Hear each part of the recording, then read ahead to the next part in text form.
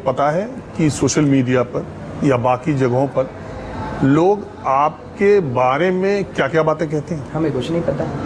बहुत सारे लोगों ने सपोर्ट किया, उनका मैं धन्यवाद देता हूं कि इस पूरी कंट्रोवर्सी में बहुत लोग सनातनी सपोर्ट में रहे और उन्होंने समझ लिया कि अनिरुद्धाचार्य जो कह रहे हैं वो ठीक कह रहे हैं और लोगों ने सपोर्ट किया। लोग आपकी पिछली पृष्ठभूमि के बारे में जो बातें कहते हैं कि ये तो यहाँ था, ये तो वहाँ था, आप तो भाई हम तो भीख मांगते थे, इसमें क्या छिपा? हम तो कुछ छिपाते ही नहीं है, हम तो बचपन में भीख मांगते थे, इसमें छिपाने की क्या बात है? जो सच है सच है। आज भी भीख मांग रहे हैं, भीख मांग के सब काम कर रहे हैं।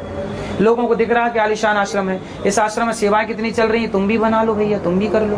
ट्रक पे थे एक बिल्कुल, हमने ट्रक कंडक्टरी की है, स्टेपनी बदली है। ट्रक में कहा कंडक्टर होता है, खलासी होता है?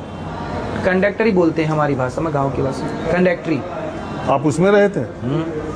ये अपने को बढ़ा चढ़ा के पेश कर रहे हैं या असलियत है? देखो हम झूठ नहीं बोलते, झूठ बोल के हमें क्या मिलेगा? हमारे पास किस चीज की कमी है भगवान की कृपा से कि हम झूठ बोल के और चाहेंगे? हम क्यों झूठ बोलेंगे? जो आप ट्रक पे क्यों रहते थे जब आप भाई उस जमाने की बात है जब हमारा शुरुआत थी, जब हम 9वीं कक्षा में थे, 10वीं में थी, तब की बातें हैं कि हम कुछ करना चाहते थे। क्या करें घर में?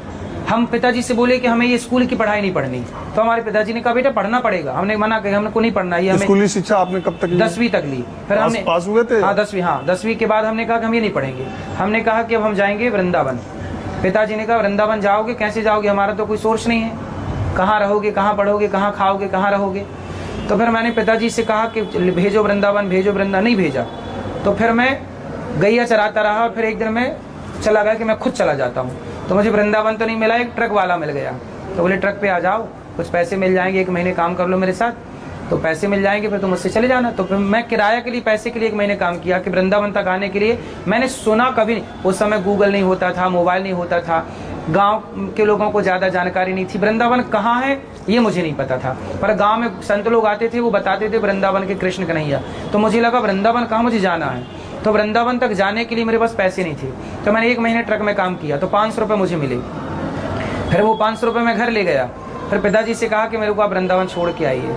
फिर पिताजी मुझे वृंदावन लेके आए 2006, 17 जुलाई का दिन था, 19 साल पहले। हाँ 2006 आप हिसाब लगा लीजिए, 2006 में यहाँ पढ़ने आया। 17 साल की उम्र? हाँ 17 साल। हाई स्कूल पास कर चुके? बिल्कुल। फिर मैं यहाँ पढ़ा, तो पढ़ने की ललक थी। मैं 4 जगह पढ़ने जाता था, सब लड़के खा के सो जाते थे। मेरे जितने मित्र थे उस जमाने के स्टूडेंट सारे सो जाते थे। कोई क्रिकेट खेलने जाता था, मैंने क्रिकेट खेलने नहीं जाता था, ना सोता था, दिन रात पढ़ता था मैं।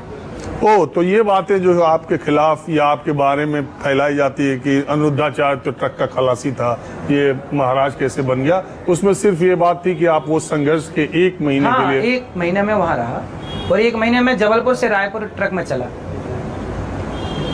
और देखो जीवन में बहुत कुछ सीखा। मैंने इतना स्ट्रगल ना किया होता तो सीखता नहीं। आपकी कहानी देखिए, सबसे बड़ी बात मैंने पहले भी शुरू में कहा और अंत भी इसी बात से करता हूँ, आपकी साफ गोई, आपकी पारदर्शिता और जितनी आज़ादी के साथ आपने मुझे समय दिया, हर सवालों का जवाब दिया, उसके लिए आपका बहुत धन्यवाद। आपने समय दिया और हम आगे भी मिलते रहेंगे और इस उम्मीद के साथ कि अगला इंटरव्यू जब मैं आपका करने आऊँ तो वो किसी आपके विवादित बोल पर ना हो।